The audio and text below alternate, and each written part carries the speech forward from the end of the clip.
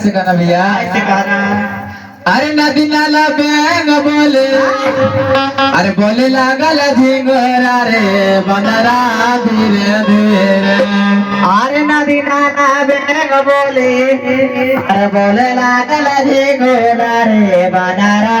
धीरे धीरे अरे नदी नाला बेंग बोले अरे बोले लागल झिंगोरा रे बनरा धीरे धीरे अरे नदी नाला बेग बोले बोले लागल झिंगोरा रे बनारा धीरे धीरे ए मास्टर कैसे कैसे हो अरे ठप ठप जीव चाले खपगा हो